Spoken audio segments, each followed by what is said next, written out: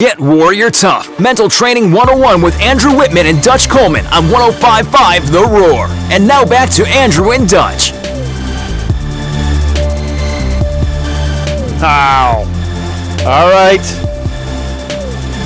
We are back in the saddle. Get Warrior Tough. Hey, if you want to get in on the conversation on Twitter, Dutch is at the Dutch Coleman, at the Dutch Coleman. I am Warrior Tough PhD. You could use the hashtag Get Warrior Tough. You know, hit us up on Twitter, email us, find a handle, find us on LinkedIn, find Dutch on LinkedIn, find me on LinkedIn. Find a way to connect with us, because this is really what it's all about, is you and us connecting together. Our lives are better when you're in it. I'll tell you, the most exciting thing that ever happens to me every week is that I get to speak to people and have a connection with them, and that we get to be part of their lives. It's a huge privilege for me to be part of somebody's life and have them invite me into their circle, man.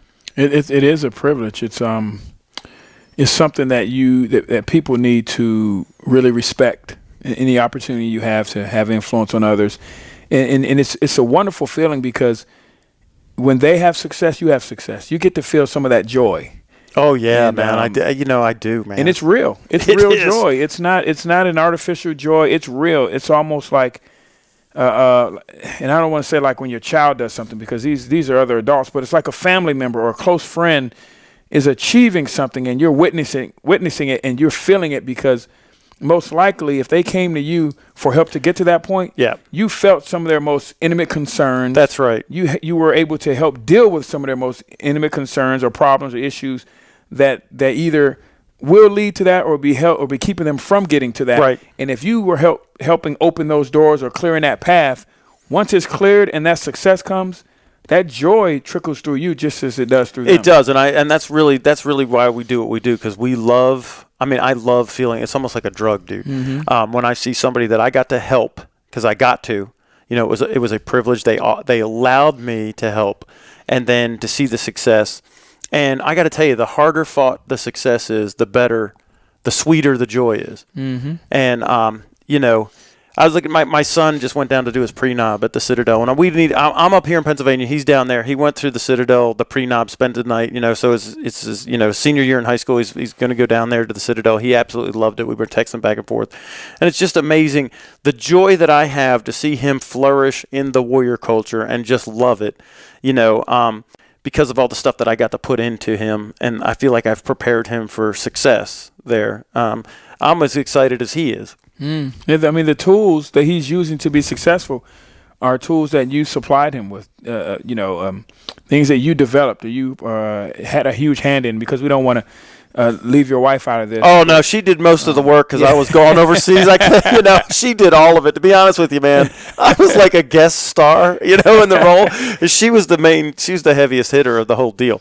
And absolutely. But whatever part that I did get to play, I feel super proud of him, for. And actually, she's the one that took him down to the Citadel, which I thought was fitting, because, and I told her this on the phone. She's like, I wish you were there, and, you had to travel. And I was like, but you know what, babe? If I was there, you wouldn't have gone, because you would have had to stay with the younger kids, and you would have been like, there would have been a reason for you not to go.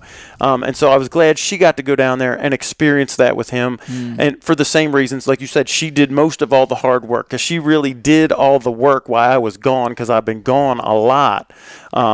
Throughout there, especially his life, because I was an agent at the time that he was little, and so it's just an amazing thing when you help people, and that was my son, because I emotionally invested in him. But I feel the same way, like you said, maybe not to that same level, because I haven't been with some of our clients for 17 years, but I feel that same bond and that same.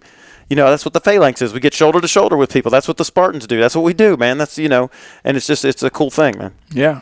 And I'm happy that she got to experience that too, because a lot of the things that he may or may not have seen, you've already seen, right, on some level, and actually on a higher level.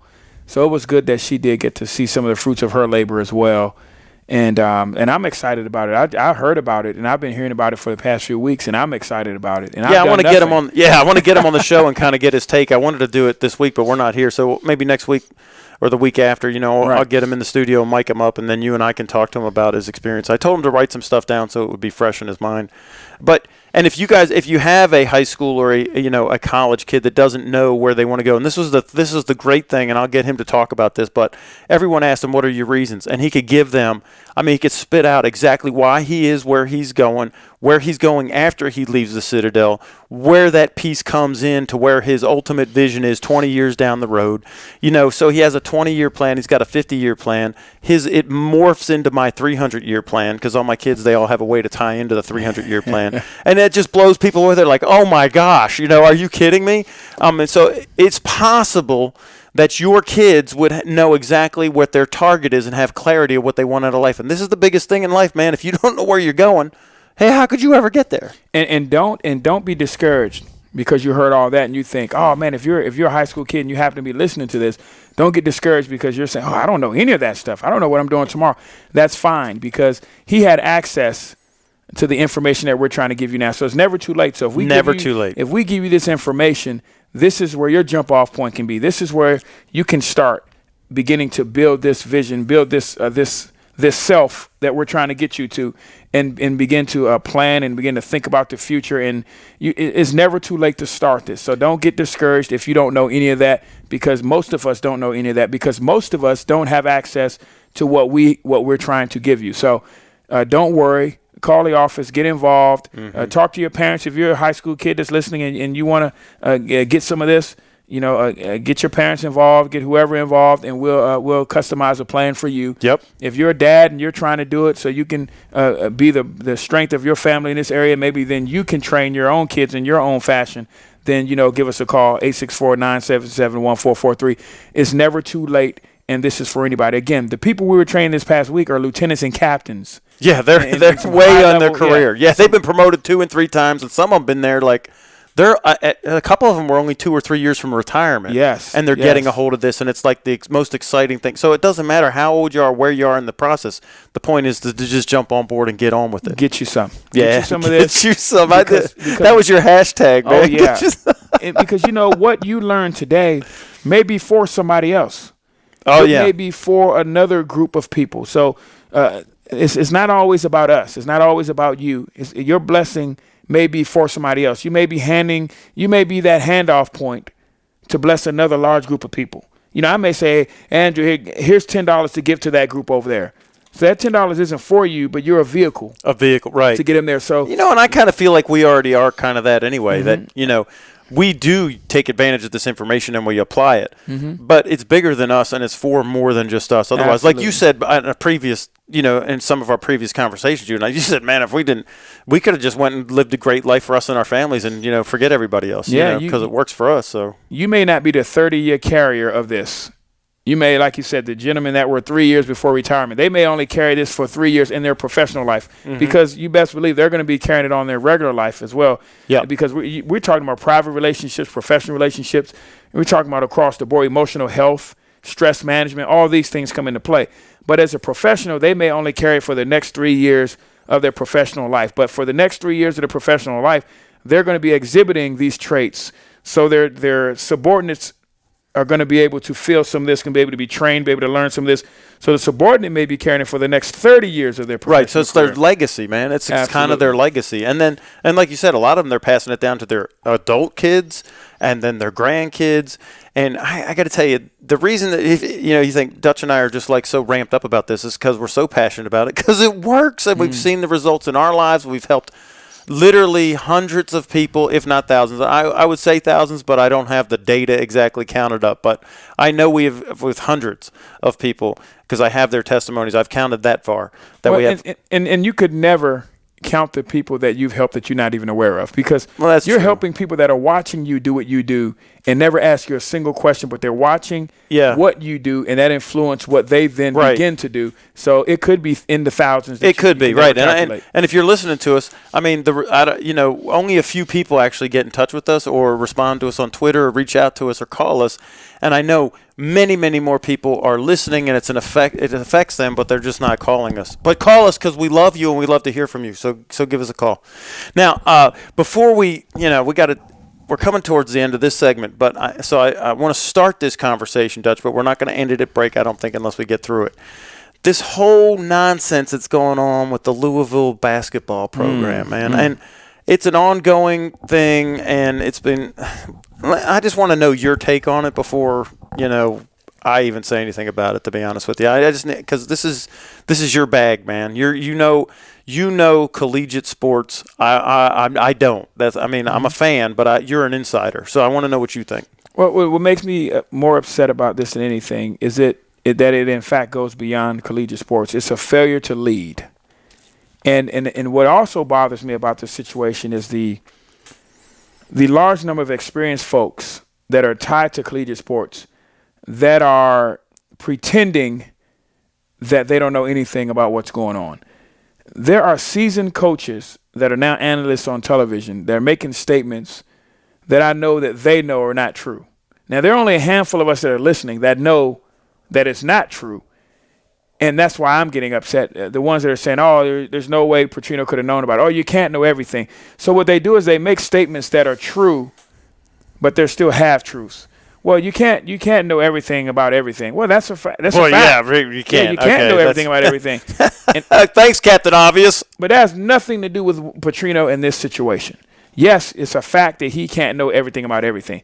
But a near fact, I'll just say near fact, because I've seen it enough time to make it close to the line of fact without being a fact. It's my truth, and it's the truth of this industry, is that Petrino. Is it Petrino or Patino? Patino. Oh goodness, I did what you said. I do it. People do right now, and I do it. But I was now. See, and this is bad because I'm kind of. It's my passive aggressiveness, right? I used to do it when I was in the political stuff. I'd get people's names wrong just to show disrespect. But you say it in the nicest way, right? Oh, that's messed up. I know. My wife would be like, "That is so wrong." Because if your name was Jim, I'd be like, "Tim, you have a beautiful house here." And so I'm going to call him Rick. Rick, and that's the funny thing. I would call him Rick ever since Petrino got the job at Louisville. Yeah. I call him Rick. Richard. So Coach Rick and his program, which is a heck of a program. Yeah, and he's performance-wise, and this is why he's getting away with all his other scandals, because he does produce results. He's the man. He's one of the men, I'll say. He may not be the man, but he's one of them. This guy, if you know anything about collegiate sports, if you know anything about the management of these sports, this is their baby. This is their thing. They're the GMs. They're the president. They're the coach. So if you parallel to NFL teams, they're everything. You don't leave the history, the future, the present of your program in the hands of a graduate assistant. They don't make any risk management assessments. If he decides there's going to be recruiting with strippers and hookers and whatever other things you want to use, if he decides that went through you from a risk management standpoint, because the GA, who's basically from a coaching standpoint at the bottom of the totem pole, is assessing the level of risk that's going to lose everything for you who's been doing this for 20 plus years. That's what they're trying to convince us of, that this GA had that much power, that he's this rogue. First of all, the GA is trying to make it himself in this business. He's not going to jeopardize it at the beginning. He's at the beginning of this journey. He's not going to jeopardize it all on something like this. From a risk management standpoint, risking the career of the great Rick Pitino because I decided to bring strippers and hookers and all this other nonsense without Richard knowing about it. Exactly. So it's kind of like if you were president of the United States, you let like a volunteer from the Peace Corps handle the nuclear football. Exactly. Not gonna happen. Not gonna happen. Okay. Now I will build, just like, and we can talk about this after the break. I know we're coming up on a break. I will build a system that will protect me though, and I will use pawns like a GA. I will, but that's my risk assessment. I am deciding what the risk is, where the risk goes, who the patsies are, just like in crime organizations, just like in corporate America. Yeah. I'm making the decision of how it's going to be set up. I'm building in the plausible deniability, all those things that we talk about in every aspect of organizations. I'm building that in to protect myself, and no one will ever be able to finger me, so to speak. So you have your own Ollie North. You put your own Ollie North in place. Absolutely. You got your own patsy, as they would say in the crime in the crime. All right, world. so we're going to come right back from break. I want to pick up on this because I like this whole analogy with the crime boss and the crime organization. So I think it's very interesting. Take on the topic. We'll be right back. 80% of all doctor visits are stress-related. 80% of tension headaches are caused by stress. Most heart attacks occur around 9 a.m. on Monday.